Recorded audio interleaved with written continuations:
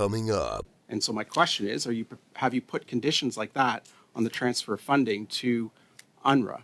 And if not, are you willing to do that in the future? If there's any programs that you'd support more that UNRWA does that compared to others that you don't. Is this an issue of government incompetence that we've delayed a year, or is it simply a matter of you or your officials not actually believing in the framework of the bill in the first place? This Guy's Garage. Like and subscribe. The floor is yours. You have 5 minutes. Thank you so much, Mr. Chair, members of the committee. Today I'm here to discuss Canada's role in providing international assistance to advance sustainable development around the world. It is, of course, critical that we do so in a way that keeps in mind the current global context, the results that Canada has achieved over the past year, and examining the challenges ahead. It is no secret that global development landscape is changing rapidly. We've seen the devastating impacts of the Israel-Hamas war, the violence and instability in Haiti, the brutal conflict in Sudan, and the ongoing destruction by Russia in Ukraine. We've also seen how climate change is disproportionately affecting underdeveloped countries, with flooding in Pakistan, hurricanes in Honduras, and drought in Somalia. Canada is also operating in a context of weakened democracies worldwide and growing authoritarianism.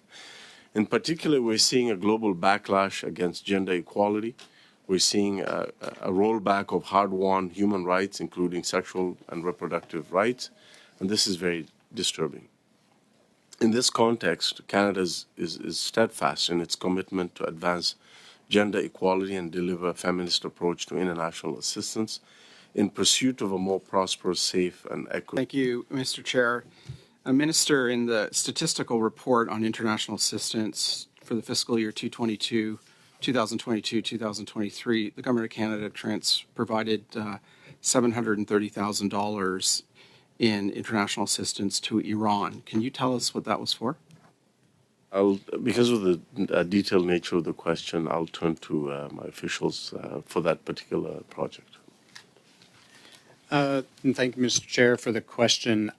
When we do the report every single year, what it includes is 2 types of spendings. So it includes the spending that goes to multilateral organizations, such as the United Nations agencies, the Global Fund, for example. It also includes our bilateral assistance directly to countries.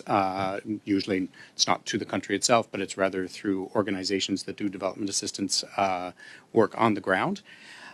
Any country that is eligible for official development assistance, as dictated by the OECD, will receive funding through these multilateral organizations. I don't have a lot of time, and we're already almost a quarter of the way through my time. So do you know what $730,000 what it is an imputed percentage from Canada's contributions to multilateral organizations that have undertaken work in Iran. Okay, thank you. Yeah. Minister, we don't agree with the resumption of funding for UNRWA.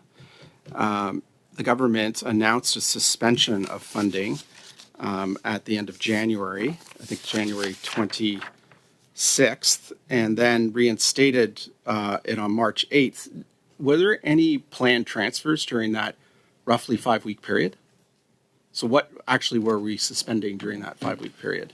We, as I said at the time in my numerous statements, we paused additional funding to UNRWA pending the examination of the allegations that came forward. And was there any scheduled funding during that period that was suspended? Or? We paused any additional funding to UNRWA. Yeah, I can't be more clear than that, sir. Okay. Funding's been announced, the government announced on March 8th that funding would be reinstated. And I believe it's $25 million of the $100 million commitment that is to be transferred to UNRWA this fiscal year. Is that correct? Can you rephrase your question? Because I don't know what you're asking me. Are you asking me if we have unpaused funding to UNRWA? No. My question is $25 million is supposed to be transferred to UNRWA. Is that correct? Yes, that's correct. Has that money been already transferred to UNRWA? Yes, it has. Okay. And were any conditions put on the transfer of that funding? So I want to address your question by going back to the relationship between Canada and UNRWA. It's a recognition of UNRWA's role in Gaza as well as in the region. UNRWA is responsible for the humanitarian response to 2 million Gazans and 4 million Palestinians in the region. We unpaused funding in recognition of two things. One, the tangible and numerous steps that UNRWA itself and the UN took to build confidence and put more oversight and accountability measures that built the confidence of donor countries like Canada. And second, we also unpaused funding in recognition of the dire humanitarian situation on the ground. When you combine those two things, we were confident to move forward. The responsibility of UNRWA to continue to implement those oversight mechanisms and accountability mechanisms and to meet its obligations towards neutrality and anti-terrorism are ongoing. They're not just stuck in that time. So we will continue to monitor that.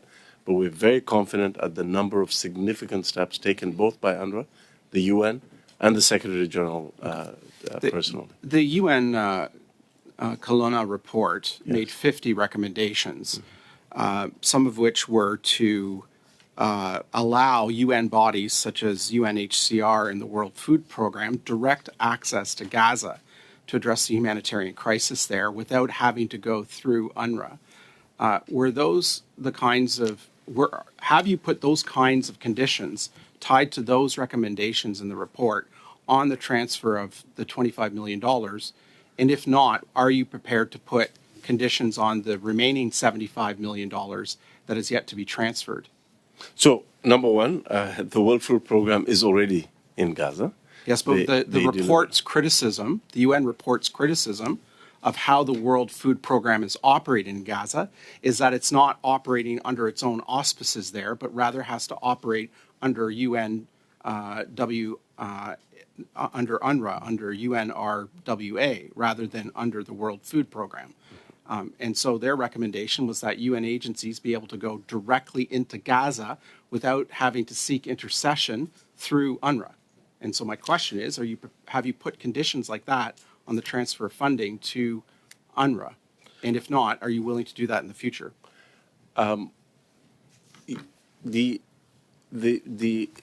You characterize that as intercession. What I would say is that we recognize UNRWA being the backbone of the humanitarian response in Gaza. That's not just the Canadian position, it's the position of many, many international trusted partners who deliver aid to Gaza. They rely on UNRWA to use their logistics, to use their networks to distribute that aid. And that's it. That's, for example, that's what the World Food Program does. My first question is going to be around the humanitarian coalition. And there have been, there are a number of amazing humanitarian groups in Canada that do very important work. The humanitarian coalition is composed of respected humanitarian organizations. There are many others also, some others, that are not currently in this coalition. Can you elaborate on any criteria that allow those others who aren't inside to enter? Is there any, can you elaborate upon that and give us some understanding? Thank you so much for that question. I would begin just by saying that on the impact of the crisis in Gaza, the war between Israel and Hamas, we've been very concerned from the very beginning on the impact that it's had and continues to have on Palestinian civilians. And our commitment to providing life-saving humanitarian aid has been very strong from the very beginning. We were the first Western country to respond with an initial allocation of $60 million. We followed that up with an additional $40 million. And that, again, is the recognition that we should be guided by the principle of making sure that Canada continues to provide life-saving assistance to anyone in the region that needs it. So my next question that I have for you, Minister, is around Gaza. So we know that last week the United Nations reported that it would take until 2040 to restore the homes devastated in Israel's bombing and ground offensive in Gaza. And that's if the conflict ended today. We are seeing a crime of domicide. The world hasn't seen anything like the unprecedented destruction of housing in Gaza since World War II. We also know that with the unexploded ordinances and environmental destruction, that the land in Gaza is now a significant hazard for rebuilding. In fact, scientists have said that the planet warming emissions generated during just the first 2 months of the war in Gaza were greater than the annual carbon footprint of more than 20 of the world's most climate vulnerable nations. So I asked the government months ago about the plan for the reconstruction of Gaza, and I really want to get an answer.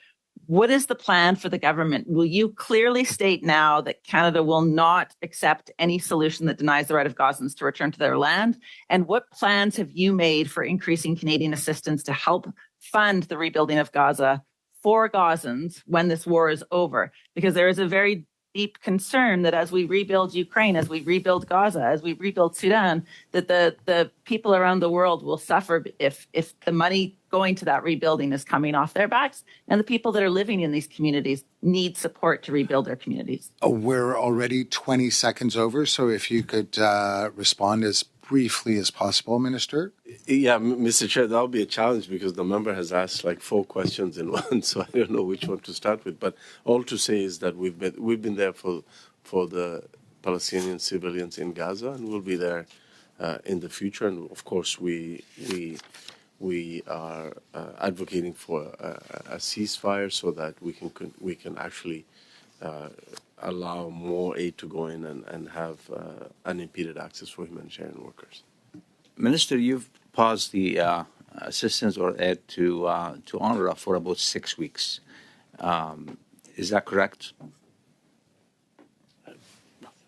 Yes, roughly, yes. Okay. That's accurate. So what that mean technically? So you've announced that you're pausing the flowing of money or assistance. And what happened in that case? As Mr. Chair, to the honourable member, as I indicated earlier in my question to your colleague, we, together with other donor countries, as well as the Secretary General of the United Nations, looked at this issue. We demanded and asked for accountability measures, enhanced oversight measures, and tangible steps to be taken to address issues around neutrality and other issues. And I must say, in that time period, the UN Secretary General, the UN system, as well as UNRWA itself, took a number of tangible steps to address our concerns, but also to implement and institute oversight measures, additional accountability measures. And some of those are ongoing. Some of them have been completed, but some are ongoing. And we expect that work to continue. And based on those actions, we lifted the pause on additional funding to UNRWA. So there was a gap because you stopped the flow of funds, but people still need that assistance on the ground. Oh, how did you manage to allocate the money? Or we in that time period, we also provided additional support to the tune of $40 million to other international trusted partners that were also active in Gaza, including the World Food Program, UNICEF, World Health Organization, and others. I want to just sort of challenge an underlying assumption that you're making in your question, which is that it was either UNRWA or the others. That wasn't the case. Even before the pause, in the first $60 million of assistance that Canada announced in response to the crisis in Gaza, it was, some of it went to UNRWA, but most of it actually went to many other organizations, including the Humanitarian Coalition. So our response has always been UNRWA and other organizations. But just on record, Not one or the other. I'm trying to clarify. Yeah. the fact, and I'm trying to clarify the mechanism. Yeah. It's very important for all of us to understand that. And I think now, is there any specific program that you don't support among UNRWA's programs or work? Is there any specific program you do not support? I mean, I don't understand the question. Are you saying, do we oppose UNRWA's work? Is that what you're asking me? Because I don't. The question is, UNRWA provides life-saving support for Palestinians, True. which, by the way, is something that I've never heard from your party and all your members talk about. In all this time, I haven't seen a single member of that caucus get up to talk about the dire humanitarian situation in Gaza. But again, So Minister, you can question. Please, let me finish.